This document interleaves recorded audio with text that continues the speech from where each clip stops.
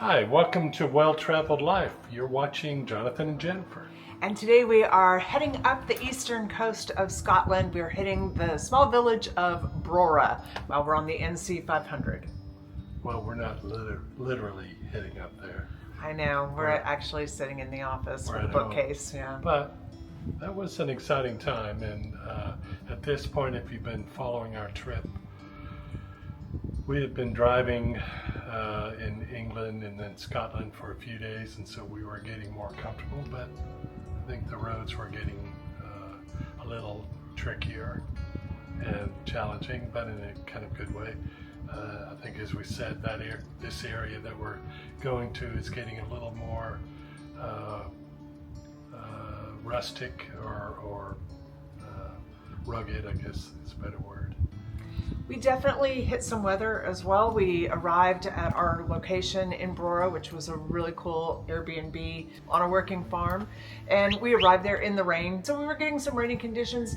And as we were leaving Brora, we really were hitting this super green space and then these beautiful views to the right of us of the ocean, and to the left of us, these barren mountains. And so we were getting green trees, and then it became more bare, and we would get those coastal shots. It really was a space for views. This place we stayed was a really nice, what I would call it, kind of a manor house. Mm-hmm. And it was operated by a young couple. I want to say the woman was from Australia. She was, Victoria.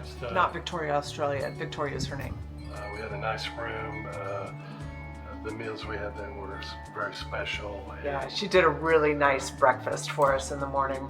And the property was just gorgeous, and surrounded by trees and fields and very beautiful. Although on the backside, kind of hidden away, was a large plant, a distilling factory for Scottish whiskey, I guess, Scotch. And that was quite an interesting experience. No, you're absolutely right. We had the Clynelish distillery literally in we were in their backyard, they were in our front yard. But it's a working farm, and we actually got to see some of the work that their sheepdog was doing, their sheep herding dog, and that's really interesting, so you'll get clips of that. There was a synergy between the distillery. They shared this property. The house was obviously much older, but as part of the deal, the byproduct of making Scotch is you have a lot of spent grain, mash? I think it's called mash, which can be eaten by cattle, and it can be used as cattle feed. So that definitely was working for the family. There was kind of an interesting smell in the air associated with being near this Scotch plant. Didn't smell like Scotch, but it was interesting. So I really enjoyed our stay there. We had also a spectacular dinner. We got into the farmhouse, we got settled, got our stuff put down, and then went into town for dinner. And I don't know if it was just a quiet night, I'm not sure, but we were too late for anything. So there's a number of good restaurants in town. They just were all closed while we were there. Yeah. Our Victoria, at the home we were staying at, had a nice guidebook for the area, and in looking at that and then talking to her, she had recommended a couple of places that sounded good. Unfortunately, when we went, I think maybe we were late, or maybe it was the day of the week, but most of them weren't open. We had a great waitress. I remember she was quite entertaining. So. Macy McIntosh. You were like the star of our Brora weekend. That's a very Scottish name. Very Scottish girl. Yes. And you'll meet her in the video, and she'll talk to us a little bit about haggis, because I had really a fabulous burger, and she'll tell you a little bit about it. That was a wonderful meal. It really was. I mean, just one of those surprises. The kind of thing you need to just keep open to the possibilities of it. When things aren't working right, you're not finding the place you wanted, or it's not open, or it's not there. You never know. Right around the corner may be an even better place or more interesting experience. So that worked out well. And Brora's a really interesting village as well. It was at sort of the beginning of the Industrial Revolution in Scotland, and it was the northernmost part of the Industrial Revolution. It was the northernmost city to have a coal mine. It had woolen mills, it had the distillery, it had the original Clynelish distillery. There was a rock quarry whose stones were used for London Bridge, as well as the nearby Dunrobin Castle. And it was the first city to become electrified. So that was kind of a big deal for Brora. And what's fun to see it now is it still has those industrial roots, but it's become a really darling little town as well. And so lots of great little shops and restaurants, as well as the baronial style clock tower, which is a landmark and a war memorial. So we hope you enjoy this video.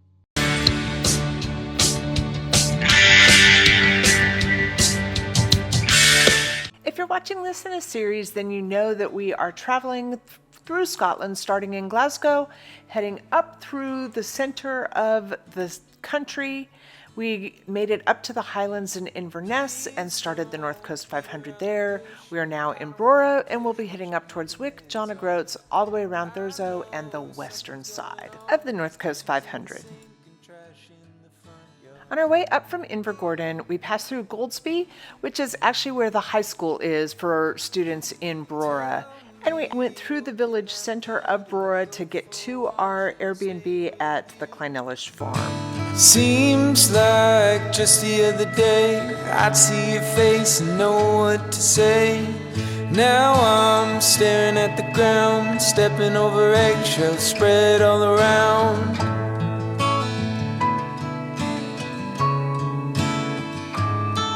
So tell me, what can I do? Do I tiptoe around to pick up a broom?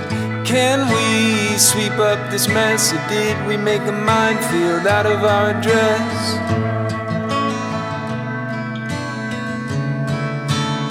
Do you feel alone? We arrived in the rain, but within moments it got sunny, and would you look at this home? It's just beautiful. The front of the house is so welcoming, but Victoria will also be there to meet you.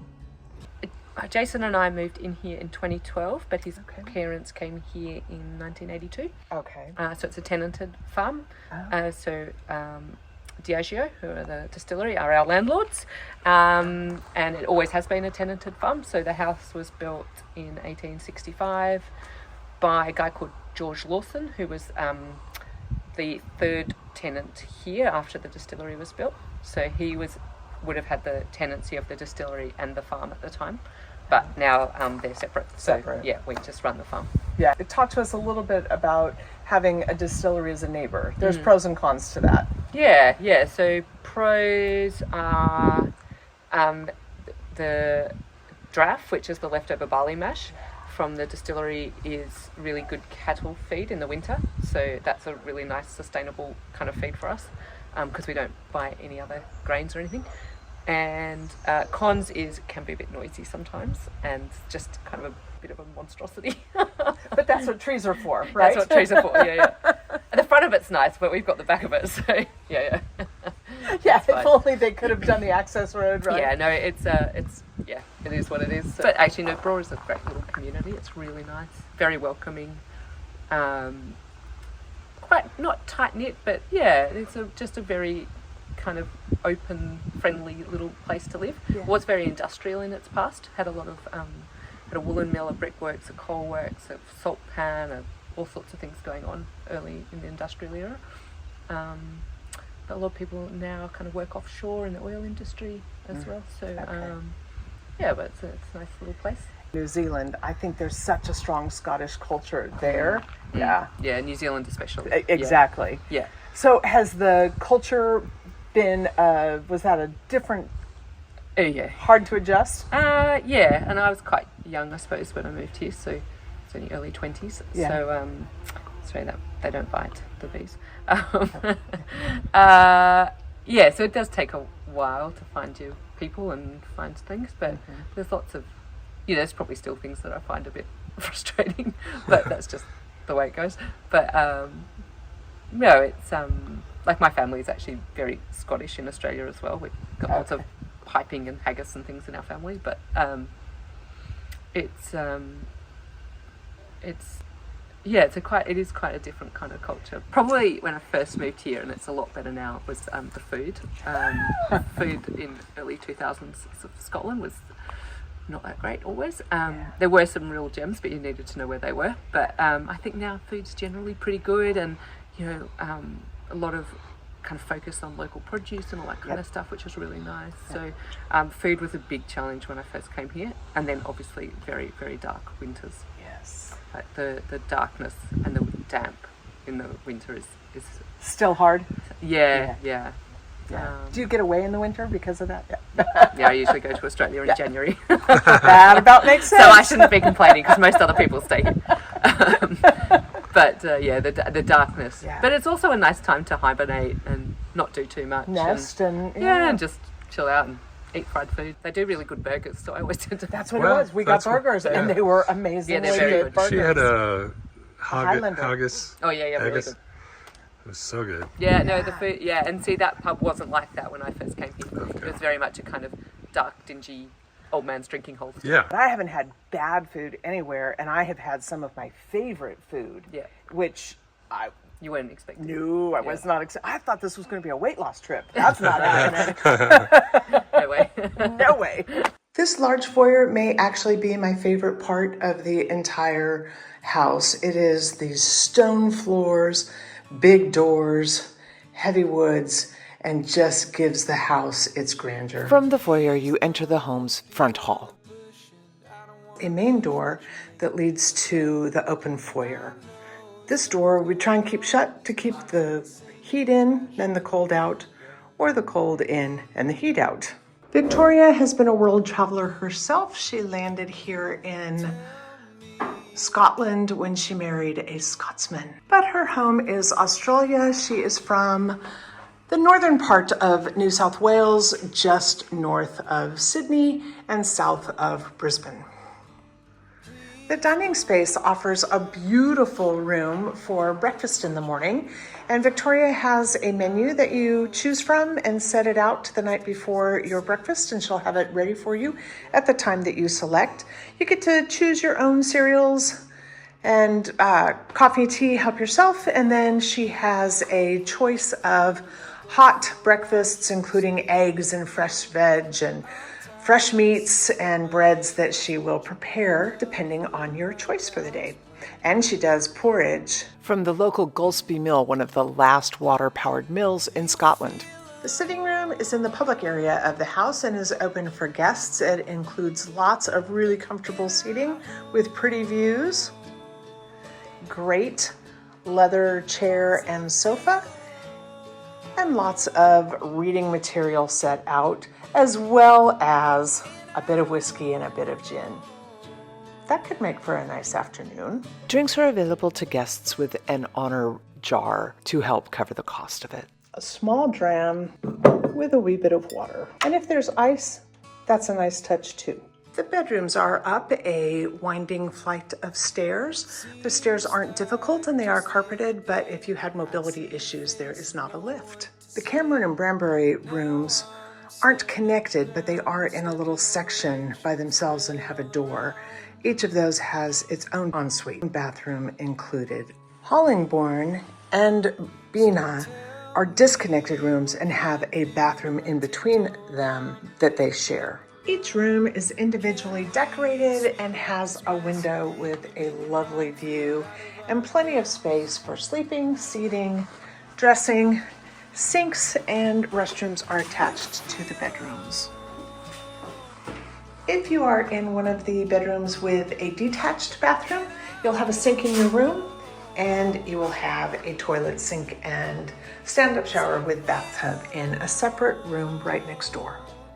Sharing that one bathroom is this room with the sink in the room as well as another garden view, and features 3 twin beds.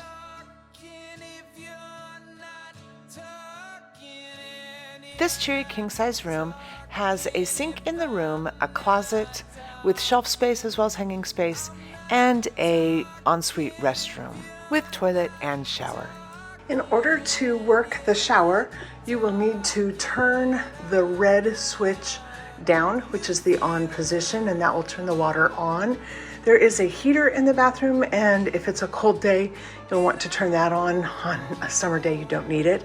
And this is the light switch. On is down, off is up. Feels like the home is tucked up in the country, hidden away. Your nearest neighbor is actually a distillery. So right in the backyard is the Clynelish distillery, which is fully functioning and operating, but also has a bar and tasting tours. We headed into town for dinner and did a little exploring in the village. In our home,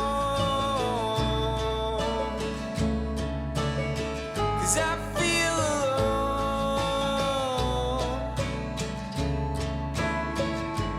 In our home,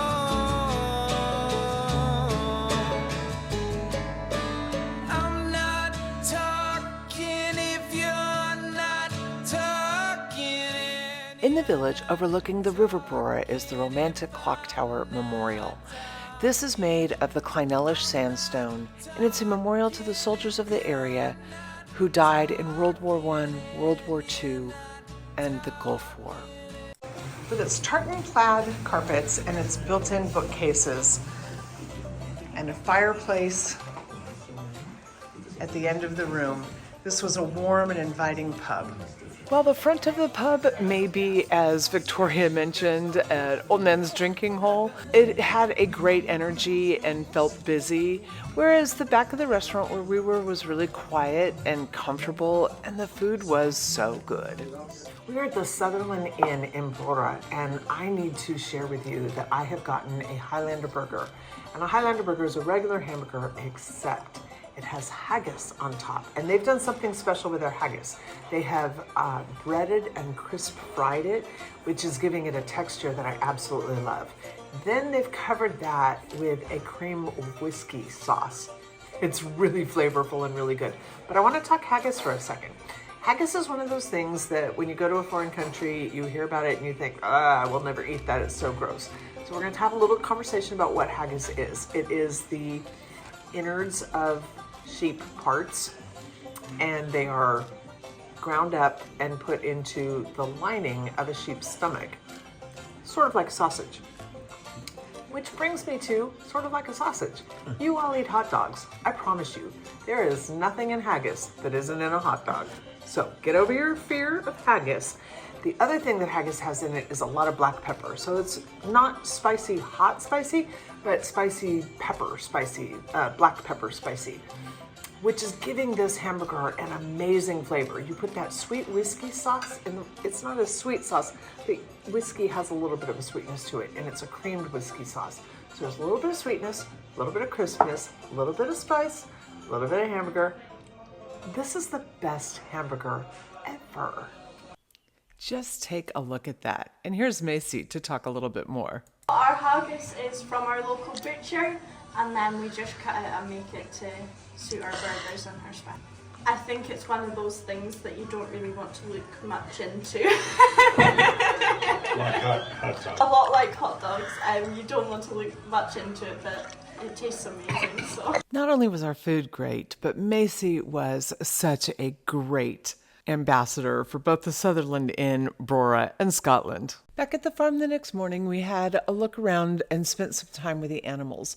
Ernie and Jim are two of the dogs that live on site, and Ernie is a young dog, and I had left my shoes at the doorstep trying not to drag dirt in the house, and Ernie found them and enjoyed eating one of them. I was so grateful. Victoria took my sandal and stitched it up and got it back, and it lasted for the rest of the entire trip.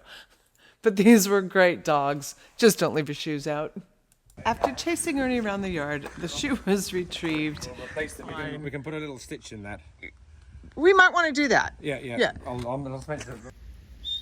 As you've noticed, Tammy is on this trip with us, and she took some time out and went and visited with the sheep herder on the farm who was working the dogs and working the sheep, and got a little taste of how incredible these dogs are at responding to the directions they're given and are able to manage those sheep with perfection. These are working dogs. We weren't sure we understood what all the whistles meant, but let us tell you, those dogs knew. Thanks to Tammy for this footage and this great lesson in sheep herding. On the 300-acre Clynelish farm, they produce both beef and lamb. They're relying almost entirely on forage, grass, and pastures. The only grain that the cattle get is the draft that Victoria mentioned from the distillery, that leftover mash. It's the byproduct of the whiskey. They do have a tractor and a tanker that are spreading potate along the ground. And these are the washings from the distillery. They're also a byproduct from the whiskey. And it's actually higher in nitrogen and reduces the need for other fertilizers. Their sheep will graze outside all year, and they feed on the grass. In the winter, they may get some silage or hay as a forage crop, maybe something like turnips as a supplement. But like trees, well-managed grass is constantly sucking up and storing soil carbon. So it's helping the Scottish beef and lamb that they raise towards a target of net zero carbon emissions. That's a really big deal when you think about traditional farming practices and the environmental issues with that. One of the things that I thought was really interesting is it's really hard to grow things in these top parts of the world, but grass grows really well. So it's a product that is reliable for them. And I think what really came through is how passionate they are about farming and how proud they are to produce sustainable, quality, healthy meats.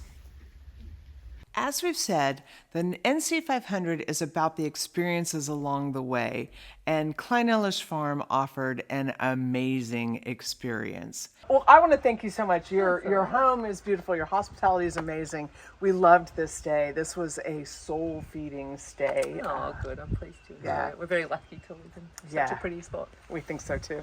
As we headed out, we were going back up the coastline, and you will just get the most fabulous views as we leave the village and head up towards Wick and John O'Groats. You strip me all the way back.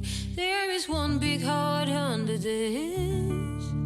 Don't pretend that I'm all you need. I know you got maniacs like me.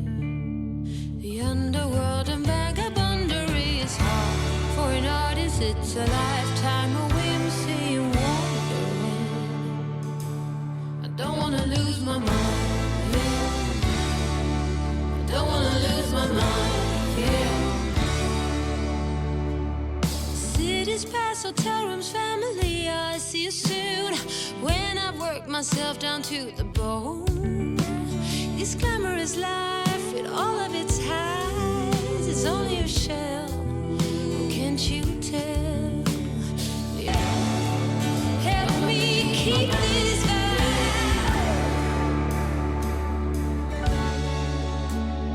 The underworld and vagabondery is hard for an artist. It's a lifetime of whimsy and wandering.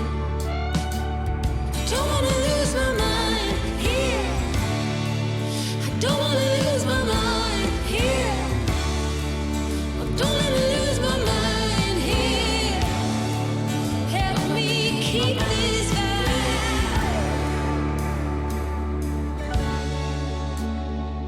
For an artist, it's a lifetime of whimsy and wandering. I don't wanna lose my mind here. I don't wanna lose my mind here.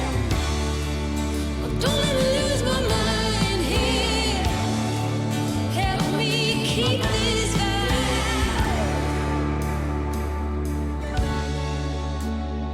All the king's princess and all the king's men. All the king's princess and all the king's men. Wave me goodbye. matter how hard I try, I'm not amused. This industry's all too confused. They sold me a lullaby. Sold me a lullaby.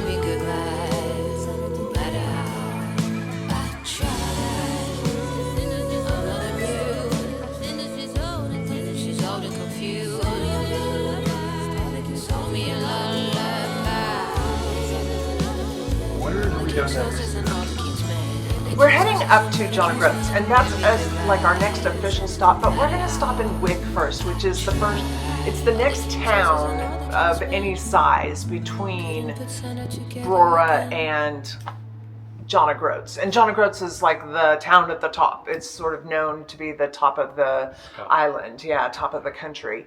But we'll hit Wick first, and we had a really nice afternoon in Wick. It was raining, but we got some great pictures, so we'll do a video from Wick next. All right. Well, enjoy. Thank you for joining us.